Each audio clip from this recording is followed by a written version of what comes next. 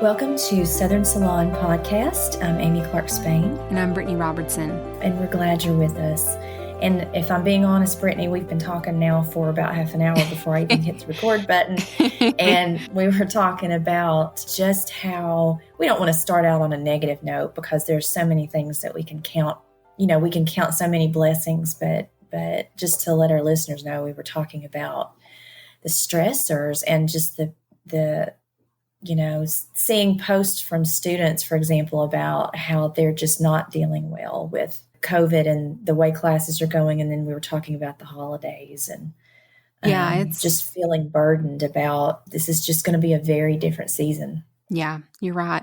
First of all, I know I want to say it. We've missed getting on here. I think this is a testament to what's going on. This is just such a crazy season for everybody. Amy and I have had a hard time being able to find time to be able to be here just between family obligations and work obligations and things like that. I know there's no such thing as a normal schedule right now, is there, Amy? Just making it up as I go along. Tomorrow is Halloween, and I know that we will obviously be releasing this after Halloween. So maybe we can move forward in talking about like Thanksgiving and Christmas. So Amy and I live in Southwest Virginia, and COVID cases are on the rise here, impacting local schools. I know they've moved our kids back to 100% remote beginning on Monday.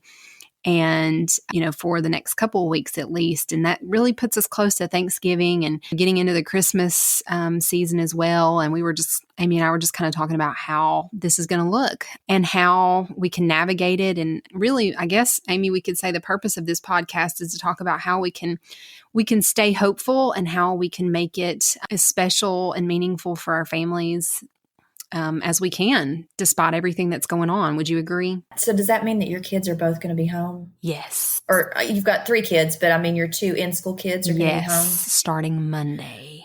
Oh, well, that does change things, doesn't it? Yes. Wow. Well, yes, I agree with all of that. I fully expect that my county is going to move back to remote because you're right. I mean, I'm watching our healthcare provider is Ballad in our region, and I'm just watching these charts come out on Facebook and social media about the numbers going up and things like that. And, I'm just burdened for families. I'm particularly burdened for the elderly. We were talking about this before I hit the record button, that I've been seeing these news stories about the elderly being separated from their family as they're dying, or maybe dying of heartbreak because no one can touch them, no one can visit them. And it's just tragic. I don't know how I would deal with that if I had a family member. I guess I'd be the one trying to break in and sneak, probably. I ran into, and I think God puts these moments in our lives too, to really wake us up and say, what are you going to do? Yeah. I ran into a lady in Walmart. We were in the bathroom together. You're in the bathroom and you're washing hands beside somebody and you just chat, or I said something about the towels being out or something. I guess I'll dry my hands on my pants. And just saying something to her, I mean, the floodgates opened, and she, I don't know what it was, but she started talking about being a caregiver and how stressed she was. And she started crying, and she said, wow.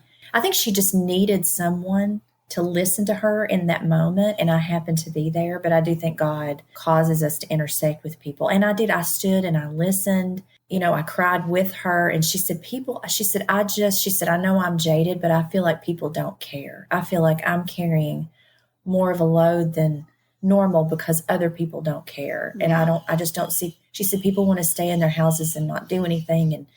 And she said, there's just people hurting. There are people in need. And she said, it's almost too much to take. And I told her, I don't even know what her name was.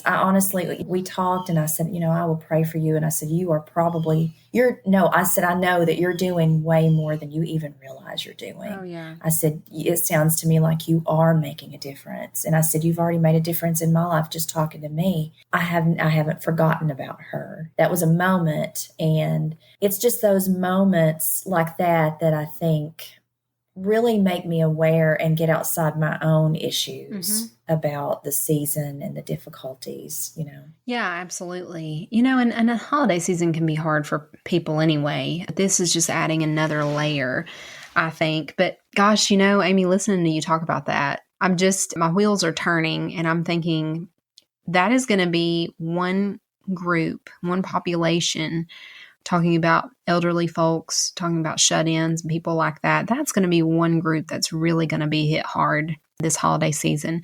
And I'm thinking out loud here, but I'm thinking we can come up with ways maybe that we could ideas for families to help that cause and to maybe I just feel like we've got a lot of really amazing listeners and know that we've got a lot of great friends. And I just feel like, man, there's got to be some things that we can do to help that, to bring some cheer, to help lessen that burden, whether it's treat baskets or whatever. Gosh, I just feel like there's something we should be able to do. And maybe we can all collectively put our heads together to kind of think about ways, because we know it's going to be a challenge. We know this is not going to disappear in the next 2 months. We know that families are going to be separated over the holidays. We know that it's going to be probably more so than it is now, amplified in terms of our distancing that has to take place just because of the way that the trends are going, at least in our area. So yeah, Ben and my husband and I were just talking a couple of days ago about what can we do? How can we serve?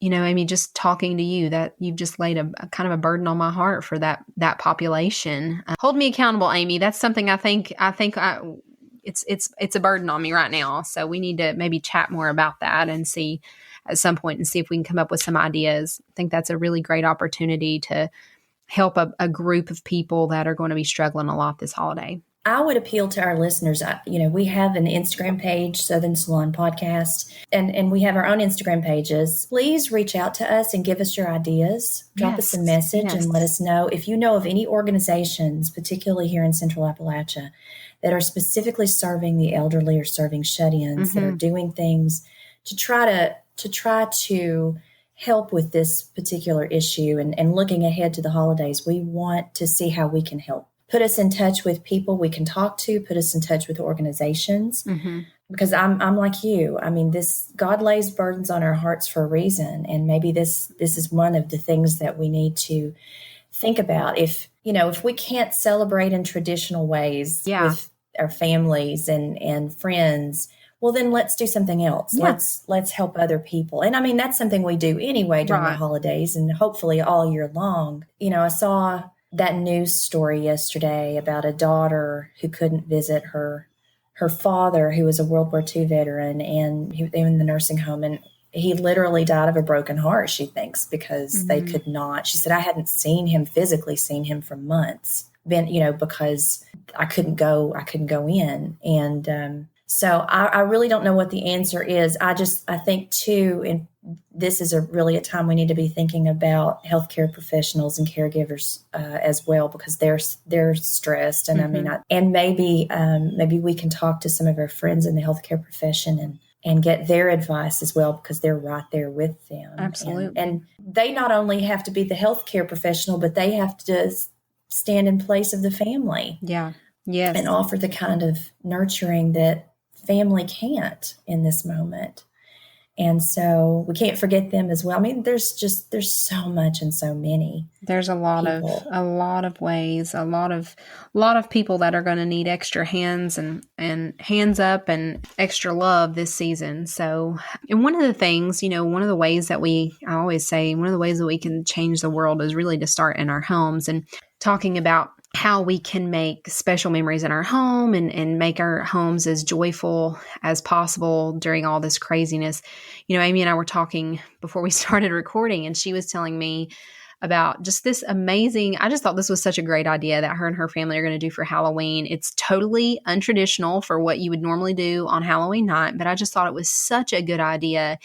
And it's really inspired me to get creative with how we celebrate in our homes, because, I think a lot of things do start in the home. It starts with creating memories and creating happy hearts in your home. And then, it kind of flows outward from there. So, Amy, I think it'd be awesome if you would kind of give them a scoop about what you're doing over on Halloween night, because I think we can draw some ideas and some inspiration for other holidays through that. Our town is offering people the option. I think a lot of towns are probably doing this, of whether or not to participate. Well, I mean, people always have the option, but they're saying specifically, if you're not participating, turn your porch light off, and everybody needs to be careful. And I think, talking with people in my neighborhood, I think most people are concerned and probably not going to participate in the traditional trick-or-treating this year. But what my family has decided to do, and I know I'm going to pause here and say that I've heard some chatter about people being critical of small family gatherings, but particularly members of your family that are working outside the home are being tested, as ours are being tested regularly, and know, those test results and things like that. I think there are ways that you can safely get together, and families need that. But we have big kids and little kids, and what we decided was that we were going to take them to, a couple of family members' houses that we know are safe, and they're going to be ready to give them some candy. And then we're going to come back, and particularly with the little ones, we've got 4-year-old twins in our family, and the adults are going to spread out maybe in the bedrooms of my mom and dad's house and let the twins knock on doors and give them, open up and let them say trick or treat. And then my dad always takes us on a hayride through the woods. So, we're just going to have these little things ready for the kids, maybe a movie that will, I think, be just as fun and just as exciting and give them the same, spirit of Halloween that they always enjoy. And we're going to let them dress up in their costumes like they always do. And we're going to change things up a little bit this year, but I think it's still going to be just as much fun and much more safe. I love that. I just think that's such a good idea. And it helps me to kind of think outside the box too, because we usually do, and I know a lot of churches or even organizations that have trunk or treats, those have probably been canceled. And so kids, if they're anything like mine, they've been looking forward to Halloween. And I honestly, a few months ago, thought we would kind of be out of the woods by now. And so it's a little disheartening to feel like, well, it's going to be impacted as well. So trying to make it special and memorable as much as possible in your own way, I think is really important. So we did this thing called a spooktacular at usually it's early in October, the first month or the first week or so. And I do it on a Friday night when Ben's got an away game. And what we do is I go to the Dollar Tree and buy the tackiest, gaudiest decorations I can buy. And I've collected them through the years. So now I don't have to really buy anything, but we make some Halloween snacks. I usually fix a frozen pizza because I don't want to have to cook. And I get some dry ice and we play with that and make like a potion with that and let the kids kind of decorate like caramel apples and things like that. And then we watch a Halloween movie, and we dress up and things that we already have laying around the house. And I guess we've done it about 4 or 5 years now, and my kids look forward to that all year long. And it's, like I said, it's just us. It'd be a fun family thing to do where you're not having to worry about other people coming in and things like that. So I think if we get creative this holiday season, hopefully we'll be able to find other things that we can do with our families. I know your kids are older, but there's going to be no sitting on Santa's lap this year. So we're going to have to get creative about how you let Santa know what you want for Christmas. Have you thought about that yet? I know your kids, it's not applicable to you, but that's crazy, Well, yeah, mine are older now, but they always, they write letters to Santa, and that's still a safe way to communicate. I think you can probably even email Santa. I don't know if it's potable North Pole or portable North Pole. I can't remember which one it is, but it's on Facebook. Have you ever looked at that? No. So if you go on Facebook, I don't know why it would be potable, but for some reason, I'm not sure if it's that or portable North Pole. But it's a really great little Facebook page, and you can go on there and you can give them a little bit of information about your child, and Santa and the elves will send a personal message, and it's a very cool message that Santa will send. Oh, that's to them. awesome! And it's really detailed and curated just for your child based on what you tell Santa and the elves about your child. And of course, they already know a lot about your kids, but it's a really neat little thing that you should try. And I'm gonna pause here just to say this too. We both have side hustles, I guess you could say. We both have businesses. And, one of the things Riley and I did starting in this summer, one of the things we decided to try was our own handcrafted jewelry business. And since we're talking about the holidays, I just wanted to plug Ivy Attic Company. We have a little shop on Etsy, and we also have Facebook page and Instagram page, but we make handcrafted jewelry from vintage books, dictionaries, Bibles, hymnals. Riley makes hers from baked glass that she paints. And we've had a pretty successful run so far. I'm very pleased at the support that we've been given. But if you want, if people are looking for unique handcrafted gifts from a mother-daughter team, and do it sooner rather than later, because the post office, I have no idea what shipping is going to be like this year, but they're calling it Ship-A-Geddon. Oh my goodness. But it's Ivy Attic Company. And I also want to say, Brittany, you have already made such a difference in my holiday shopping. I have bought a lot of your holiday finds and your deals that you do such a great job of thinking of just the right things for every member of the family. So can you tell our listeners where they can go to get your ideas for holiday shopping, because you really make it so easy? Well, before I do that, I am going to brag on Amy a little bit, because she was very humble when she talked about her her business. I actually sent her a text the other day and said, holy cow, I am so impressed by everything that they're doing. I mean, first of all, the fact that they're creating this. I mean, I like to think I'm a creative person, but my goodness, to be able to actually make the jewelry that they're making, I am so impressed. So I'm excited to share them on my Instagram page as a small business, because I will say this, I think I do share a lot of large chains because you can typically get those things fairly quickly without expecting a whole lot of delays. But I also think it's equally important to shop local and to support small businesses, because there are things that you can get with small businesses that are so much more meaningful than what you could get anywhere else. So I think it'll be, especially if you've never shopped local, this is the year to do it, because small business owners, this has been a hard year for them. They've really been hit. But yeah, I typically try to share deals and things that I find, gift ideas, on my Instagram, which is Brittany P. Robertson. And then I have a Facebook page, which is the same. And I'm looking forward to, hopefully, I was just laughing with Amy, I'm going to have the kids home, but hopefully really finding some good things around Black Friday and things like that. So, and honestly, Christmas shopping just puts me in a better mood. I think it's kind of the thrill of the hunt for me. But yeah, I think that this is going to be Ship-A-Geddon and a whole lot of things rolled into one. I think this is going to be a different experience for holiday shopping anyway. I know I was talking to Amy.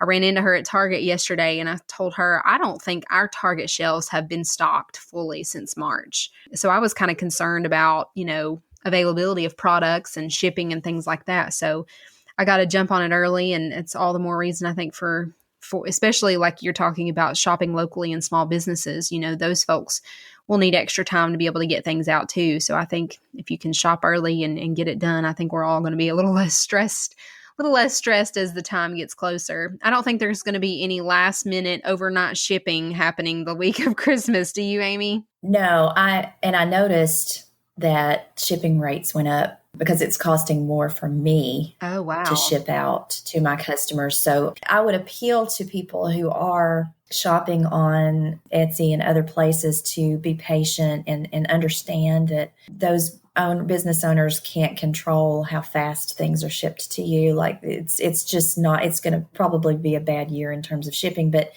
I will deliver locally if somebody doesn't want to trust the post office and it's a reasonable distance. I'm happy to bring things to my customers. I've done that before. I have no problem doing that. It gets me out of the house. Yeah. I can do a front porch drop off is what I'm saying. That's great. A socially distanced front porch drop off, and I'm happy to do that. Yeah, it's a little scary. And, I think Sunday is going to be full-scale holiday. I mean, I think everybody's going to be going into motion Sunday and Monday. It's going to be... I'm the same way. I'm already thinking... I'm just preparing myself. Yes, I'm already thinking, can I pull my tree down from the attic and just have it ready to go? Just ready...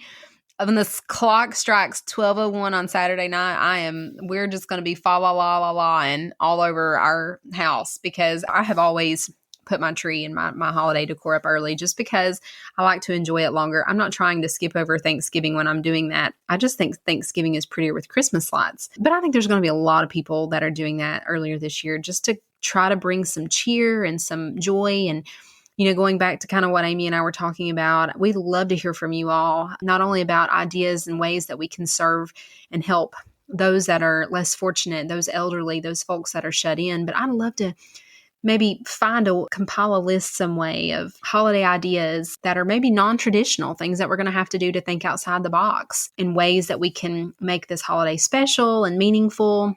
Some of the traditional things that we've done. One thing I was thinking about, Amy, is holiday parties are always a really big thing. We don't really have a lot, but I know that's a huge thing. And I workplace parties and things like that, I'd say that'll be non-existent this year, don't you? I think so, or I think it'll be really scaled down, probably, unfortunately. One of the things that my family does that I would really recommend is, as adults, we have everything we need. Adults, it's almost, when you get to a certain age, it's almost like exchanging gifts with other adults is just swapping money. It really is. But it became too stressful for everybody in my family to think of new things you can buy for people and to say, what do you want for Christmas? And we just didn't want to do that anymore. So we do buy presents for all of the kids. They get gifts. But in my family, we have a tradition now where among the adults, if you want to give someone a gift, you have to make it.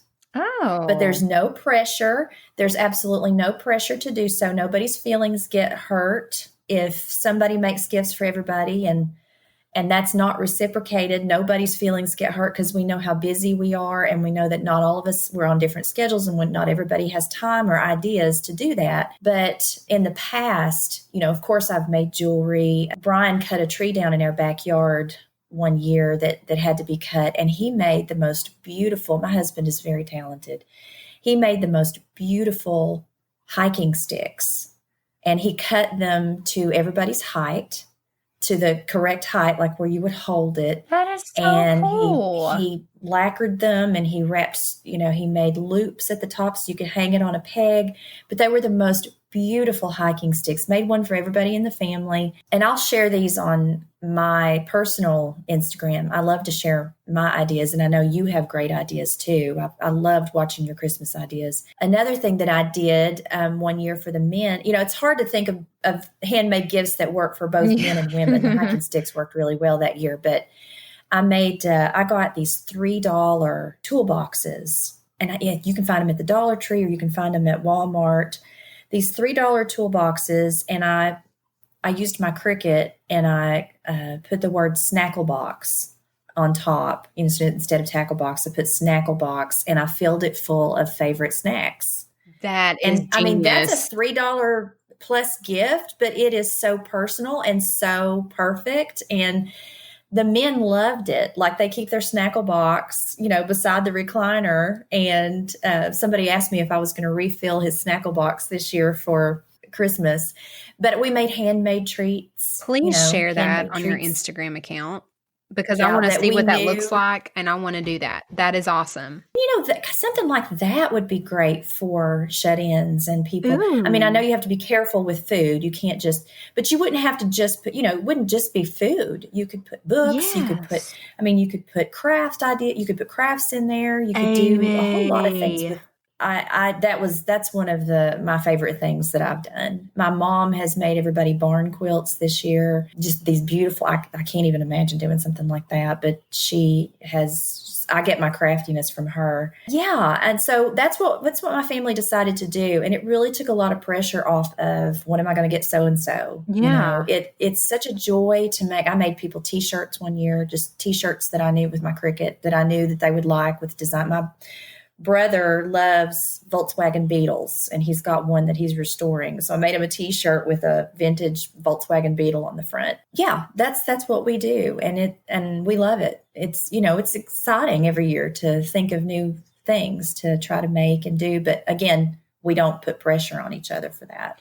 I think that's such a great idea. I want you to compile these somewhere because I think, and I think that'll be another thing that's really neat and then really another way to think about creating memories is to bring your kids in on that stuff and help them hand make things for Christmas, kind of getting back to that simplicity that we talked about at the very beginning of COVID. Right. I just think that's such a great idea. You need to compile these somewhere, Amy, because I'm totally copying some of those. I think that's great. And I will tell you, mine is not pales in comparison to Amy's, but something that I've done, and I shared this last year on my Instagram, and I'll do it again, is for family members, I buy these little wooden slats. I used to get them at Hobby Lobby, probably 2 by or maybe 3 by 4 inch wooden slats and Mod Podge pictures on them and make ornaments out of them for our family. So it's much less cheaper than buying the $20 ones off of some of these photo websites. And plus, it's something that my kids can help do. So handmade ornaments and things like that, I think will be really fun to give this year as well. So lots of ideas. I think we need to, we could do this, share this on our Instagram page, Amy, share some holiday ideas. I think that would be great on our podcast page to share this on our Instagram podcast page, just to share some ideas of some handmade gifts or some, I guess you could say, non-traditional gifts. So I love that. I think that'd be really fun. Get ideas from our listeners too. Like send us a message, send us your ideas for what you do, your traditional recipes or crafts or handmade gifts. Yes. To another one of my ideas is, and we'll have to do another one of these idea podcasts for the holidays. But another one is I like to use shirts for memory gifts. I made ornaments one year after my grandfather passed. My grandmother gave me his shirts, a bunch of his shirts, and they're the flannel and the gingham shirts. He liked those gingham shirts and his work shirts. Pinterest has some great tutorials. I mean, they're easy too. They're very easy. The pillows made out of shirts. You can make a pillow out of a work shirt very easily. I made little ornaments. I just cut the shirts in heart shapes and sewed around the edges and put a piece of twine at the top and made ornaments from his. And that's just stuff like that is so meaningful to me. And just an added touch, I have an embroidery attachment on my sewing machine, and we called him Poppy. And so I embroidered the word Poppy on the front of those particular ornaments on his shirt. I made all the kids teddy bears from his work shirts. Don't imagine that these are the kinds of things you would find in stores. I mean, they're very rough, but but it's meaningful. Yeah, like I said, absolutely. It's, for people that like to sew a little bit, you don't have to be an advanced seamstress to do things like that. Believe me, you don't. No, and I think that's half the fun is making it too. So those non-traditional type gifts that are quick and easy and cheap, yes, but meaningful. And I think it would be great too if we can put them in a solid place, putting them on our Instagram page. That way you guys will be able to visualize, because I'm just thinking about that snackle box that Amy shared, and I can't get my mind off of that, and I'm thinking of all the people that I could do that for. So I want to see the visual of that. So absolutely. Well, it's been so fun to chat. Honestly, I don't know who this was for, you guys or me and Amy. It's just been good to catch up and get hopeful about things. I think that's one of the things about the holiday season is just to have something to look forward to and ways that we can bless our families and bless others. And I'm looking forward to hopefully compiling some ideas that you guys send in and some ideas that Amy and I come up with, and making sure that we can make the most out of this season. Absolutely. I can't wait to do another one of these. We started on kind of a low note, but I think we're ending on a high note. We are. And making things and talking about that is my happy place. Me too.